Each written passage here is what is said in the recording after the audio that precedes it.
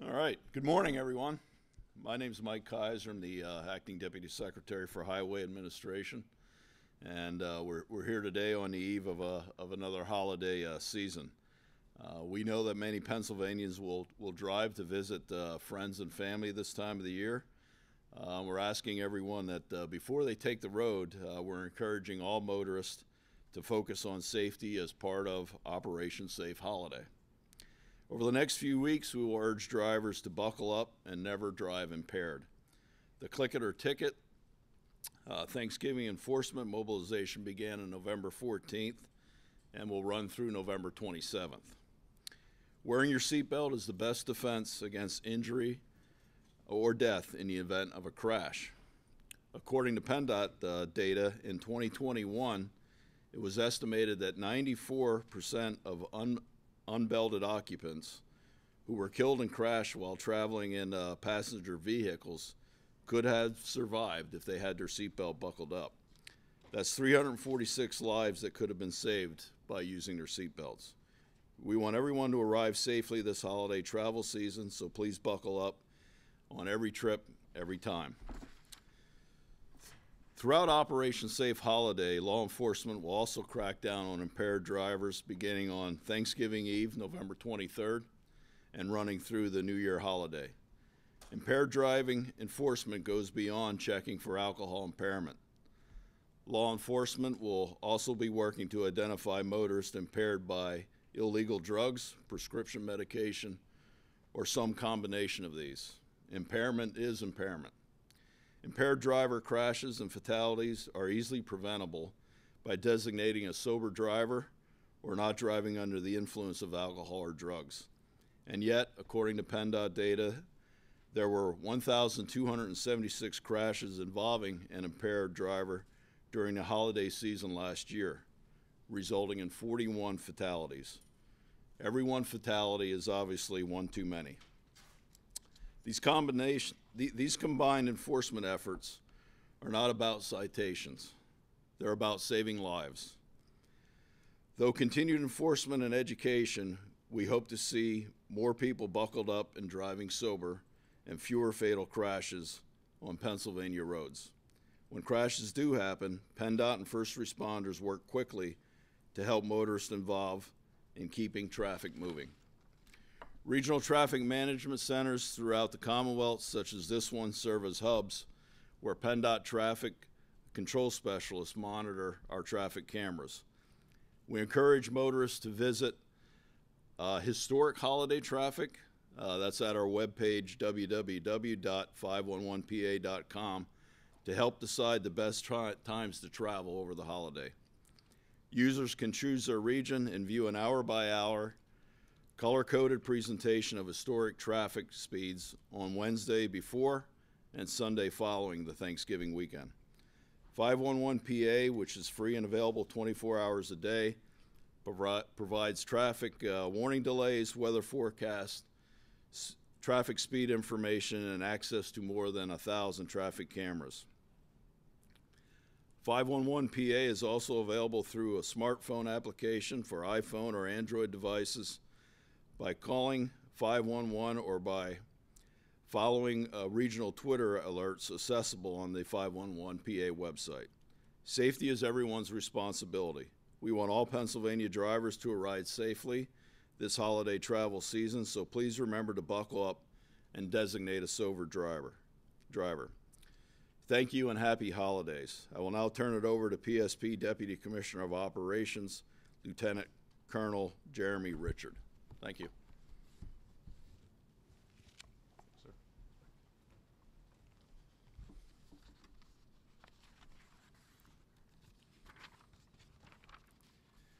Good morning, and thank you for this opportunity. As we kick off Operation Safe Holiday this year, we have come together with our partners at PennDOT, the Pennsylvania Turnpike Commission, and AAA to reinforce common sense but critically important messages, because the Pennsylvania State Police would rather prevent crashes and unsafe driving behaviors than respond to potentially deadly collisions on our highways. This Thanksgiving holiday is typically one of the busiest travel times of the year. All the agencies represented here, along with local law enforcement, EMS providers, fire departments, and roadside assistance agencies, will be working 24/7 to keep traffic moving. Drivers can do their part by pledging to slow down, buckle up, and never drive impaired or distracted. During last year's holiday travel period, from Thanksgiving through New Year's, there were 1,276 crashes involving impaired drivers, resulting in 41 fatalities.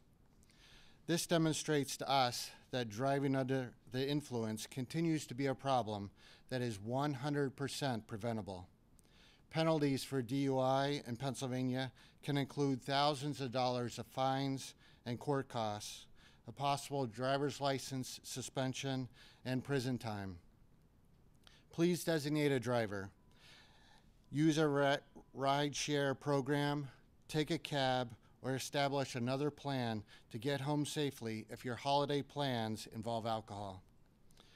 During this holiday season, drivers may also wish to take advantage of a series of free child safety seat clinics offered throughout the Commonwealth by the Pennsylvania State Police.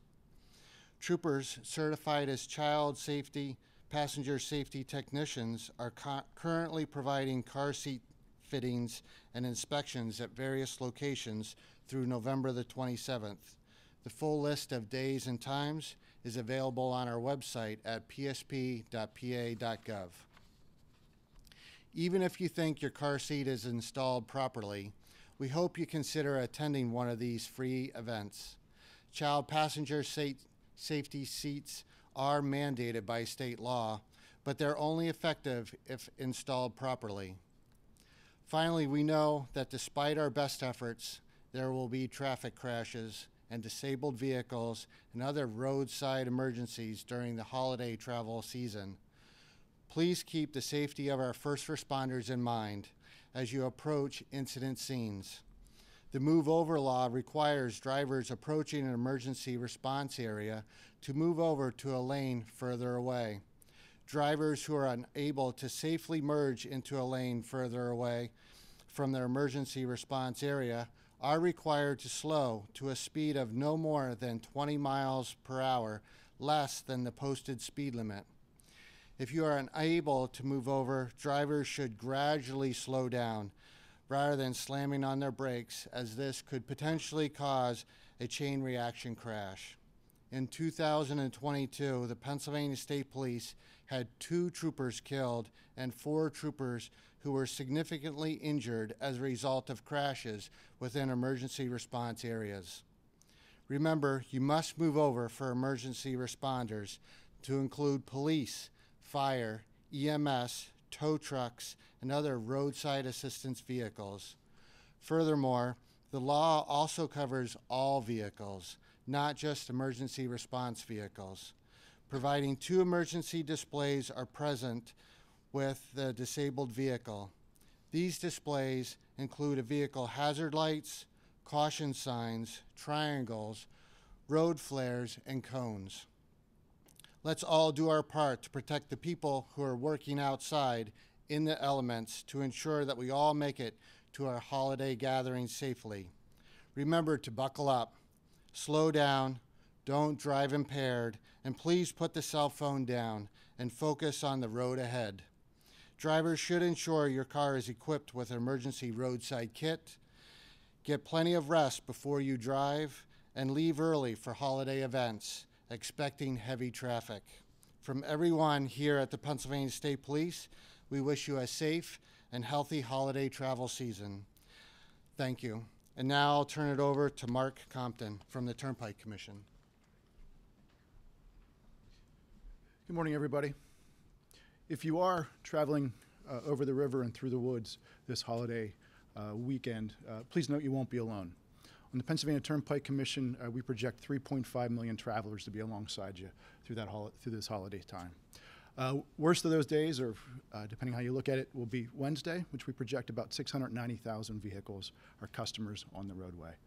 Similar trends for PennDOT, if you take a look at their traffic numbers, with their projections, as well as national trends. Well, AAA is saying this will be a top 3 season. So wherever you're traveling, Turnpike, PennDOT, or elsewhere, just know it's going to be crowded. So please plan accordingly. So to that point, if you saw this last weekend's weather, you know that it can change at a moment's notice. So in that, please heed warnings. Please make sure that you're paying attention to the traffic and the weather apps. Also note that precip this time of year could mean frozen precip. So air temperature is not road temperature, but road temperature, it could be freezing. So please note and be cautious if there's any type of precipitation. Also, to be sure that you as the driver or whoever driving the vehicle isn't distracted. Distracted driving is one of the leading causes of crashes. So in that, listen, I'm a father with 4, putting all 4 of them in the back of the car, the smell from the back seat, right? You remember those stories? It's difficult to be driving whenever you're not used to those long family trips anymore based on the pandemic. So please be careful when you have your family with you, and also know that distracted driving is one of the major causes of incidents and accidents that we see. Also to note that holiday is a great time for us, but it also does lead to a lot of road rage incidents. So please realize with increased traffic, it's a recipe for disaster. So you have road rage, you got people frustrated trying to get to their intended locations. Practice patience. Realize that you will get there, just may take a little longer, so please plan accordingly. Also too, if you're tired, please make sure you take that into account. Fatigue is also a major factor of accidents and incidents. Please watch your fatigue, pull over, use service plazas, rest stops. Don't drive fatigued. Make sure you watch yourself in that. And if you're traveling on the Pennsylvania Turnpike, and if you're ever in need of assistance, dial star 11. That number is manned 24/7 all through the holidays, so there'll be someone there to help you with that call. So with that, please have a safe and healthy Thanksgiving season, and thank you for your time today. This concludes our event. We are available for questions if you have any. I'll start. And happy to hear this from any of you. So you mentioned folks who are perhaps doing this for the first time in a while, perhaps forgot about what it's like to have kids in the back seat, and they're wondering if you could talk a little bit more about that, something that people might have forgotten, and then also any kind of, I'll let you do that one first. Sure, Seth. I'll start and you guys can jump in. So first thing, I think it's important to make sure you check your car vehicle maintenance. I can't tell you how many first incidents we see with folks who haven't checked their tires. That's tire pressure, and it's also tread on those tires. If you haven't done that yet, please check out your vehicle. Make sure that you have a travel kit with you in case you do need extra snacks, extra water. If it's not just you in the car, make sure you have that times of 4 or 5 folks that you have in the car. Also, too, kids and their devices and frustration yields to a lot of distractions for the driver. Make sure you compartmentalize that to the back seat. So keep yourself focused on the road. If there is an issue back there, find a safe spot to pull over to take care of that. Don't do that as you're driving. I can't tell you how many times we see someone getting a water bottle, getting their phone, that leads to that split-second decision leads to a lot of disaster a lot of times, Seth. So that's a really good question. Anything else? I think Mark did a great job answering that question. I would just add to, do a little advanced planning. What route are you going to take? How long does it normally take? Again, got to figure everything we told you today. It's going to take a lot longer. Maybe, again, if you have some kids, let them know this is where we're going to stop, things like that. So advanced planning, check our websites, any kind of congestion that's going on there. So thank you.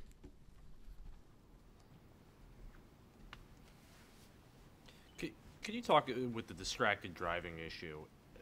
Could you talk a little bit about how there are so many more distractions available now? I mean, you've got your touch screen on your car, you've got your phone, you've got all sorts of stuff. Can you talk just a little bit about that and what your recommendations are to people who are sort of in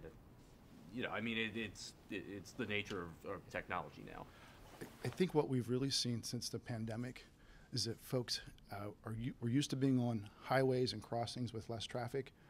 Now that those mistakes are still happening, but they're doing so with somebody beside you.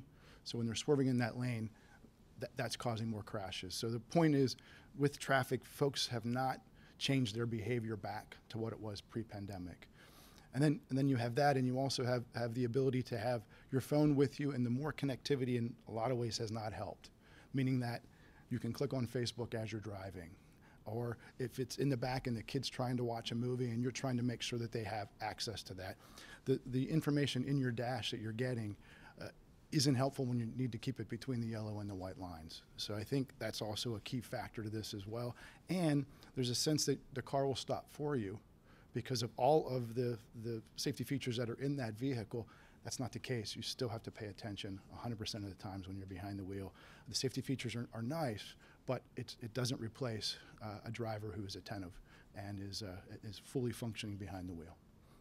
I noticed you had mentioned that people should expect heavy traffic and to leave early. Have you noticed that drivers have gotten perhaps a little bit more in a rush or aggressive on the roads? Is that causing more accidents? We certainly have, and the road rage issue is there and it's present, and it's the idea that you'll treat somebody in that other car so much differently than you would if you're outside that vehicle. They feel so protected when they're in that vehicle that they treat it like a tank, and they're going to go to be first or. So yes, there certainly is. It's much more of that on the roadway. The old adage, patience is a virtue. It doesn't always happen whenever it's on our highways, I'm afraid to say. Could one of you just tell us where we are, this room, and the importance of what happens here? Well, again, as I mentioned, we have traffic management centers all over the state now. Again, obviously, this is a very unique building for us. We have PSP presence, we have PEMA. So when we have the statewide events that are going on, this is really where all the action happens. We were talking here before we got started this morning. We had several events here just already. I mean, we're talking not even Thanksgiving yet, but we had an event westbound, I believe, on I-80 going into Ohio.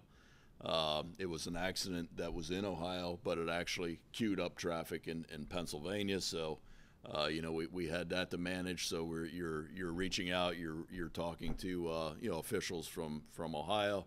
And then, we all know that the Buffalo area got pretty much hammered by the snow event. So at one point in time on, I believe it was Friday, if I have my days straightened here, we got a call from New York saying, hey, folks, we really need some help here, whatever you can do to help us. But the number one thing to do is, close I-90 heading into New York so there's less traffic kind of running into the queue that's already there. So all that gets managed here. And again, it's really just, this is kind of the trunk here, and then we have the regional traffic centers across the state. So just gives us an excellent tool to manage for these statewide events. So the room is called what, and the people behind you are doing what? Just to understand what.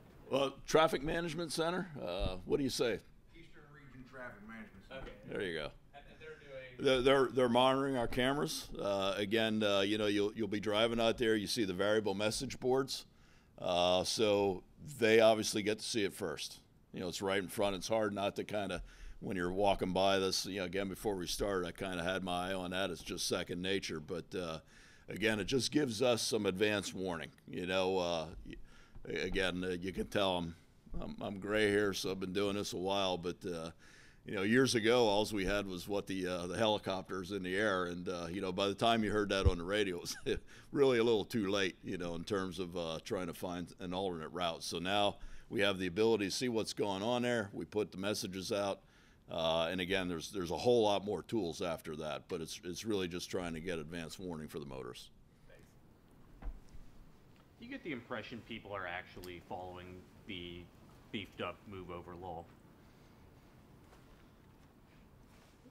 Well, again, I'm going to say it's in a category of a lot of things that we do.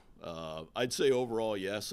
I've noticed myself, if I'm out there driving and I see someone alongside the roadway, I do see motorists moving over. Again, I think when we do these things, it's try to encourage the bulk of people. So the other way I'll maybe explain that is, as we get into winter situations, we reduce the speed limit out on the highways.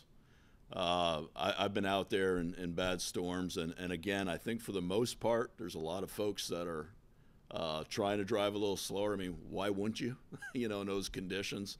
Now, as soon as you say that, there's a few people that just think I guess they're better drivers than everybody else, and you know they're usually the ones that end up in the medians, 2 or 3 miles ahead of you. So again, I think overall, the education that we do, again, working with all of our partners, the Turnpike, PSP, and PEMA, putting that message out every year. Again, just think about it a little bit. You slow down, you get to where you need to be. You go a little too fast. Again, you run into an issue. Hopefully it's just a minor one, but your delays more. So I would say overall it's pretty effective. Do these cameras here ever alert you to crashes or accidents before they get called in, just having all of these cameras monitoring things? Yeah, again, having someone here 24/7 and monitoring this, that's really the idea behind that. So, we have a pretty wide network of cameras out there today. So it's that advance notice that each year we kind of grow that to other areas of the state. The focus obviously is on our interstates and expressways, where we have the bulk of traffic. But certainly it can help. Again, we're kind of lapping past each other here technology-wise, and this is still a problem to a degree, but even the direction on some of our facilities now, if you're dealing with emergency responders, is it northbound, southbound, eastbound, westbound? We get a lot of questions on that over the years. This kind of helps verify that, so you can have that conversation. So someone's entering the facility at the right location of the interstate or expressway, and they don't find themselves at the accident but on the wrong side of the median or barrier. So it's very helpful.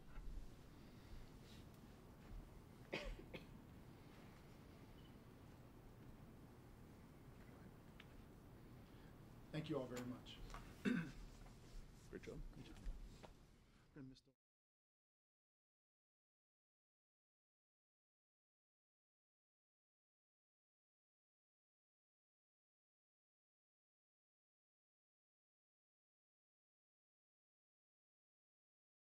According to PennDOT data, there were 1,276 crashes involving an impaired driver on Pennsylvania roads. When crashes do happen, PennDOT and first responders work quickly to help motorists and